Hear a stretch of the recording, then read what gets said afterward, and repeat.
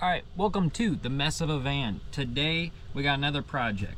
Van build is essentially done, but we've now taken it on a couple road trips. We just went to Big Bend National Park, which is in the middle of absolutely nowhere in the desert. And yeah, we've discovered a couple things we need to fix on the van. And so some of those I'm working on. But the first thing is the headlights on this are garbage. I mean, if we don't have the brights on, we might as well not have any lights on. So we're gonna fix that today. These are amber fog lights slash driving lights. Not really sure which, because a lot of brands, those are a completely different lens, so I don't know. But they were like 25 bucks on Amazon. They're Nightlight, which I've read a lot of good reviews about, so I'm pretty excited. And I run diode dynamics lights on my Bronco, and I've been, blown away with those. They're really good quality, really bright, and really well made. But they're really expensive. So I think I have the fog lights. I have a smaller fog light on the Bronco, and it was like 180 bucks for a pair. This was 25 bucks. And it claims to do everything that diode dynamics light did. So a couple things I'm impressed with. I just got it out of the package. As you can see, there's a lot going on. I got a wiring harness right here. Kind of just looking through everything. First thing I'm impressed about, in the wiring harness that came with this, it comes with a switch. And it's pre-wired in. You don't have to do anything. That is amazing. I'm sitting here at Home Depot. I was planning on buying some switch similar to this, wiring it and connecting it, but now I don't have to. I will have to figure out where and how to connect this, but we will figure that out. So that is really sick. I'm actually stoked on that. It even has an inline fuse, which is nice. So wiring harness, I'm super impressed with. Inline fuse, switch. It even is already has battery terminal rings on your positive and your negative. So sweet. So this is actually way less work than installing some of those really expensive nice lights, which is kind of funny. Comes with these mounting brackets. So you got a bolt in there.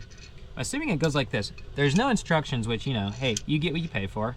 So I'm assuming that goes like that, and then we're probably gonna have this, maybe a washer.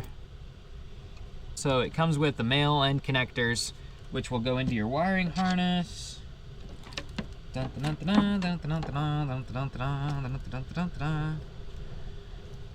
into your lovely wiring harness.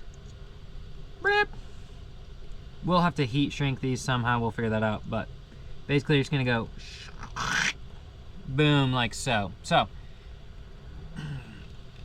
and then you will never get them back off. They didn't really strip enough wire, at least for my liking, but that's okay. This is probably 20 gauge. Oh, she's 20 gauge. Ooh, that's some small wire. I will say I like to use 16 to 14 gauge on automotive light, but you know what, this is probably a really small amperage draw, so I'm assuming that they did their math and figured out what gauge wire they needed, so just gonna not worry about it. But now that we know it's 20 gauge, we're gonna go 18 to 22 gauge crimp right there. She's crimped.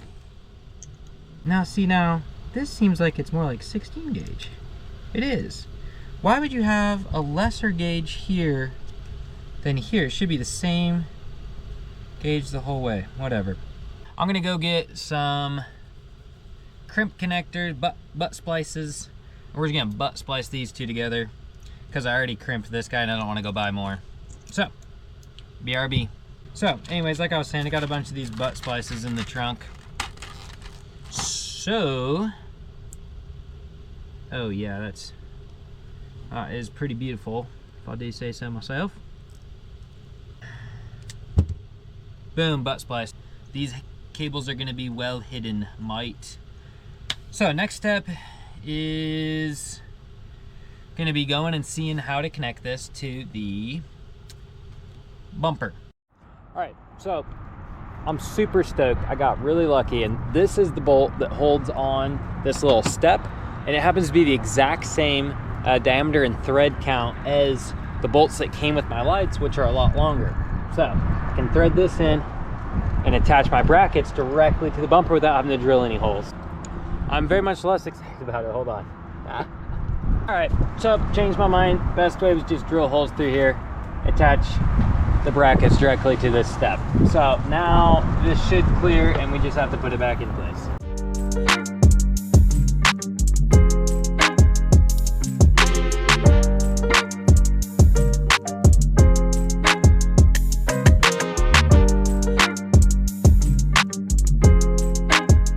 I had to go into Home Depot again and grab some shorter bolts for the back of these, since I had to use the shorter bolts to attach those brackets to the bumper.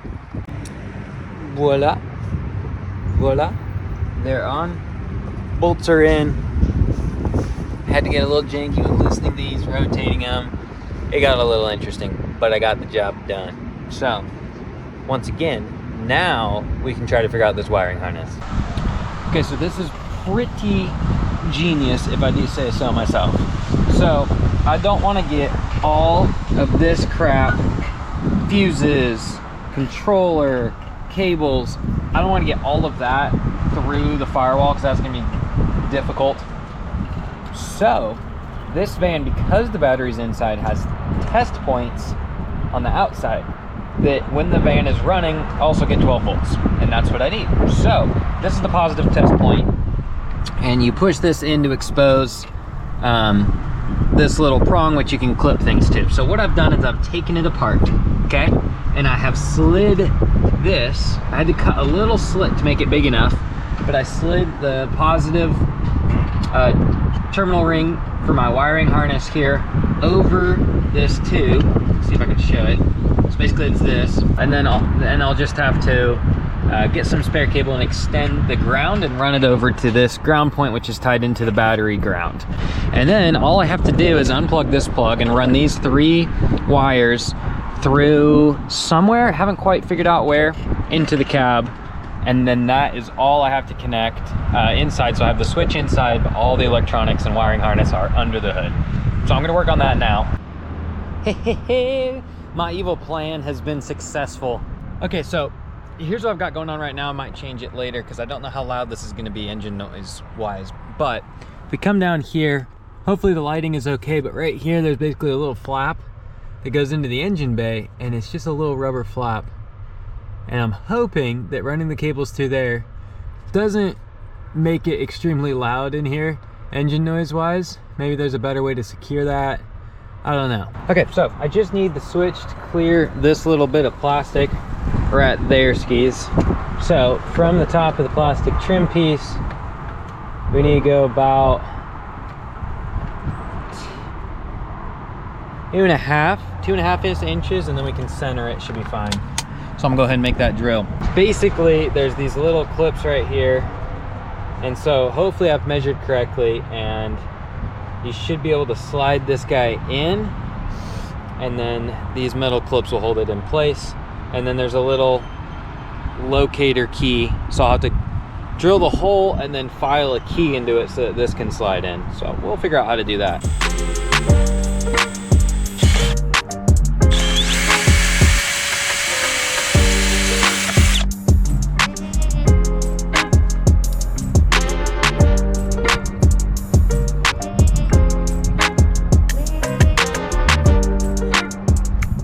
Okay, so there's my button. It's slightly crooked, which is upsetting, but she's gonna be slightly crooked for the rest of its life because it's really tight and it's pretty close.